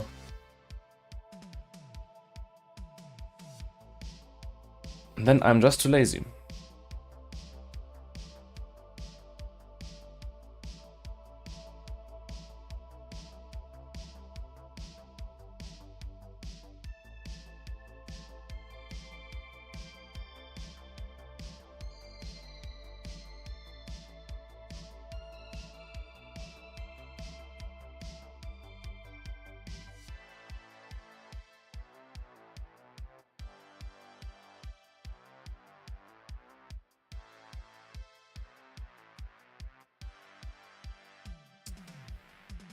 Yeah. If you have any questions, just drop them in the chat and I will try to answer as much as possible.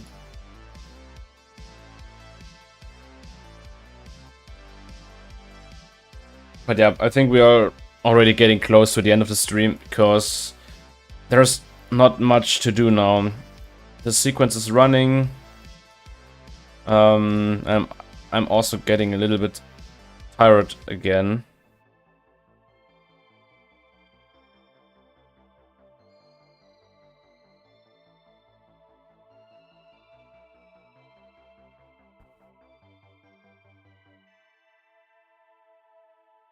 Okay, 2 more and then I just leave it. Then I just leave it.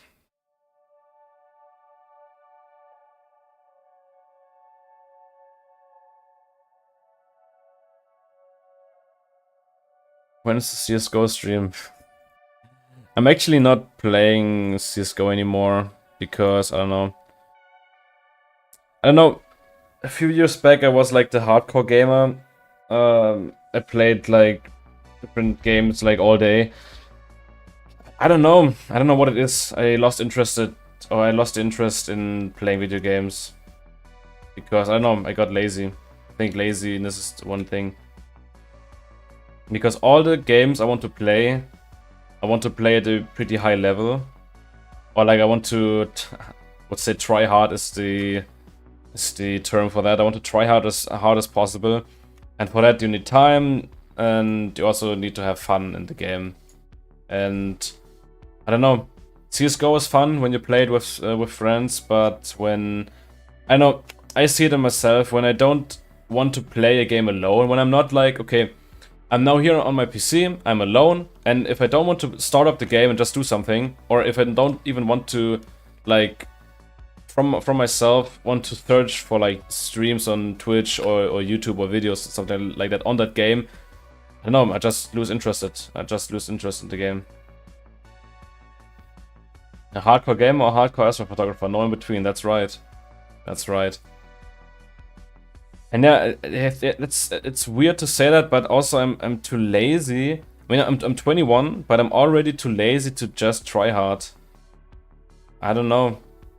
I just don't want to spend multiple hours a day to practice things in games just to get better and better and better. And yeah, if you don't practice in games, if you have to practice in these games, like in CSGO, if you don't practice, like, I don't know, tactics, aim, map awareness and all that stuff, then it gets frustrating when you play against better players, I mean, it's good when you play against better players, because that's when you learn the most, but it also ends up being a little bit frustrating. And when you know that you don't want to invest more time to get better, then it's like, well, why I just waste my time in the game? I don't know.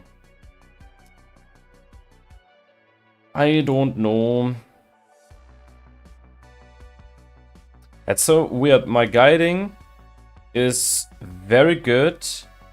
Or not my guiding, my polar alignment is, I would say, almost perfect, because the mount hasn't much to do in the declination axis. It always has to do like all, I don't know, every 30 seconds, 1 minute ahead, it has to do like small corrections in the declination axis. All the stuff happens in RA. I don't know why it's unhappy in RA.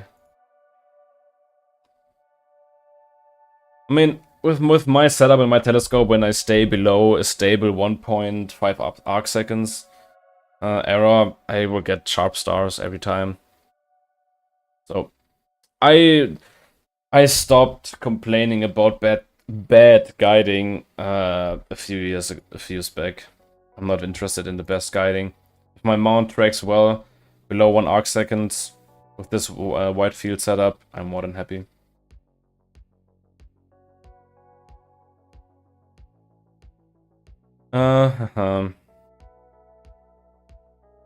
Yeah, honestly, I think I will end the stream now and get some slay up, because yeah, there's nothing much to do. Everything will run by itself now. Yeah, the camera should reach minus 10 degrees once it hits panel 30, I would say. So I shouldn't be worried about that. Probably no general answer possible. What's your take on pixel size versus resolution? I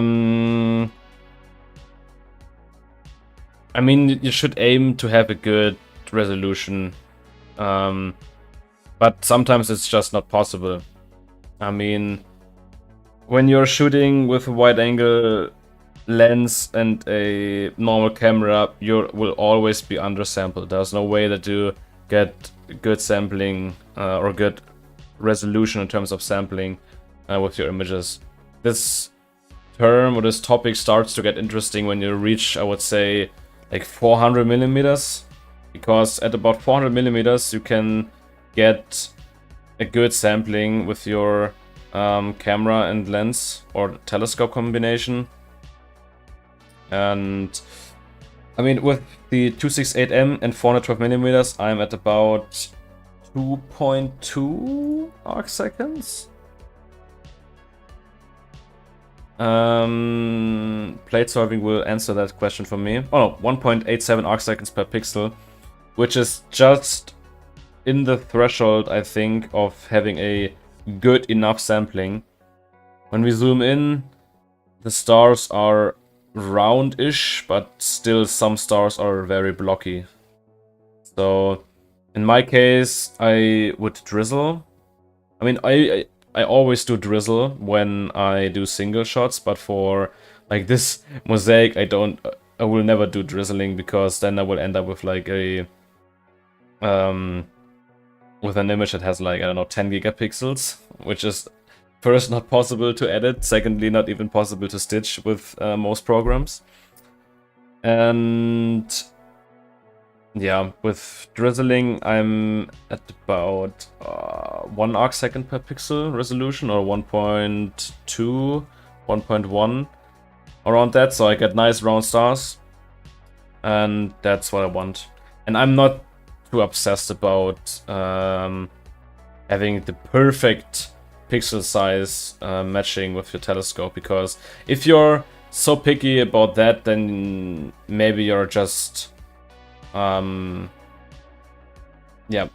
you make yourself problems that are not very problems, I would say.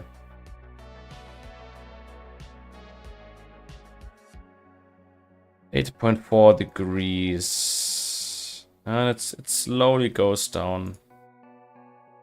23.5.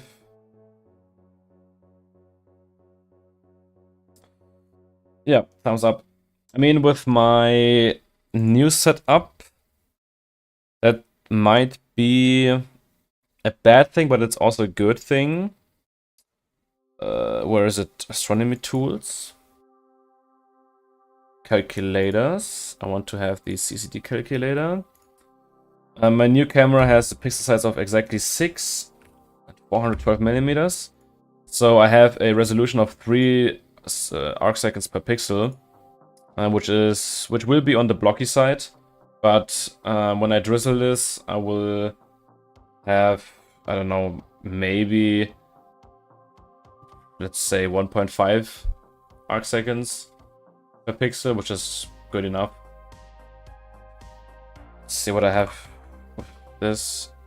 Yeah, so I mean, yeah, of course, when I drizzle the image, and I will have a resolution of 1.5, so it will basically halve the pixel size, and then my sampling will be good. Oh, you have no idea how much I'm looking forward to use this camera, the new one. I don't know why. I love the 268M from QHY. I love this camera, really. I don't know why, but I'm more hyped about this new camera. I don't really know why. I think this camera has almost like a sentimental value to me, because all of my favorite images, or I would say in my top 5 images I've ever seen, the sensor of this camera is in there. And yeah, and when I look at the images and see that these images are taken with slow telescopes, sometimes on the bed skies, then I'm just, wow, can't wait to use this camera with a fast telescope and the very good skies. And yeah, that will be nice. Yeah, I mean, look, to give you a little bit of context, my favorite astrophotographer ever is Fabian Neyer. He produces, in my opinion, the best astro images out there. When you consider doing LRGB imaging, what my main goal is, I'm not super interested in doing like SHO images or deep images with ultra faint O3 nebulae. I'm not interested in that, not really. And for that, I will just use my 135mm lens and the QHY 268M on f2. So I'm good with that. I'm interested in having good images with LRGB, and this camera is perfect for that. And getting it for 3 times lower than the actual price is fantastic. Yeah, it's fantastic. And the sensor I got is very clean. There are not many errors on the sensor. With CCD sensors, you have to be careful because some of them can have like column defects and other problems. But my sensor is very clean. I can show you some darks from this camera, and it's very clean. It's a super clean sensor. No, I have the calibration frames, Moravian, darks, 900 seconds, -20. And yeah, the first look might be a little bit like, oh, what? Yeah, this is one dark of the Moravian camera. You can see on the sides this light glow, but that's, as far as I know, not like something you see on CMOS sensors where you have amp glow. I think this is just some type of readout noise that just gets added to the image, because this glow doesn't get better or worse depending on the exposure time. So when I do a single bias frame, for example, which has almost no exposure time, you can see this glow is pretty much the same. So I think this is more or less a readout glow, a readout noise from the camera. And yeah, the sensor itself is just super clean. You can see some of these weird looking artifacts in here that happens sometimes with CCD cameras, that you get these weird line artifacts. That always changes per image, so this will get averaged out. And yeah, overall, not much hot pixels. I like the overall hot pixel density is not very high. And the only real problem when I do a super strong stretch, the only problem I see with the sensor is here on the left, where when I unstretch the image a little bit, you can see this line on here. That's a, I don't know if you can even call it a slide column defect. So yeah, these pixels in this column here always will show a slightly higher value, but this is not a big deal because darks will compensate for that, and dithering your images will also easily fix that.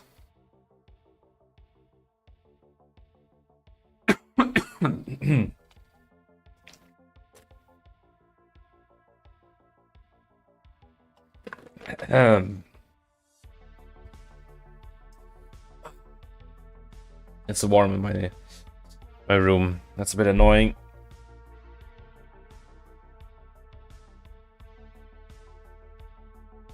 I'm honestly hoping that these luminance images that I take here, that they will have a cool effect on the image later. Because the only real reference I have to my project is the image from Bray. And as far as I know, he only did SHO. Let's have a look at his image.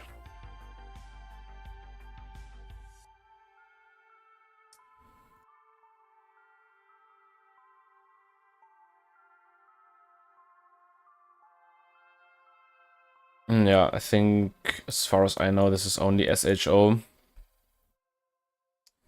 And yeah, I also want to go for a completely different tone of the image.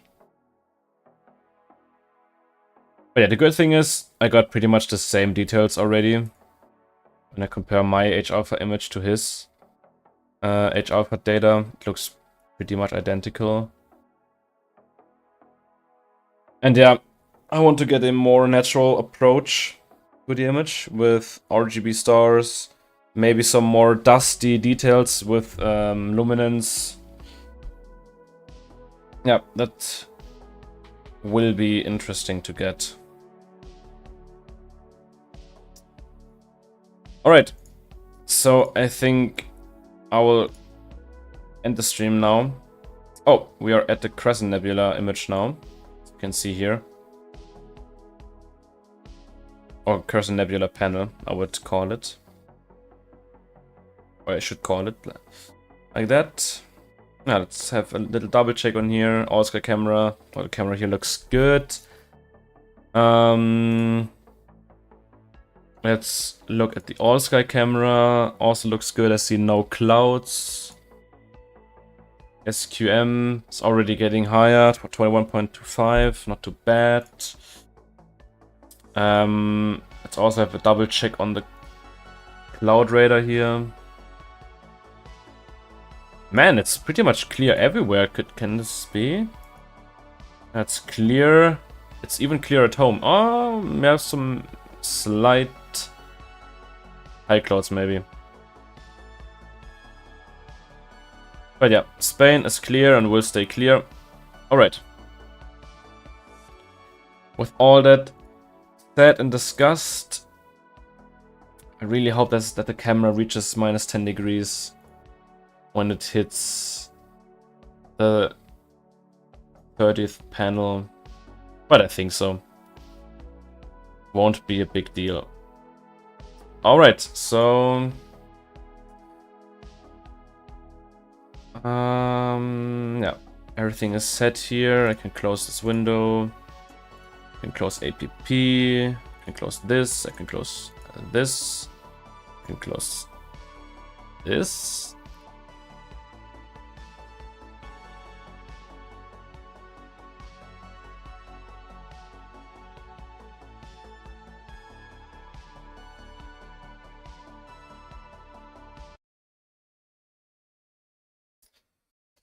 Yeah.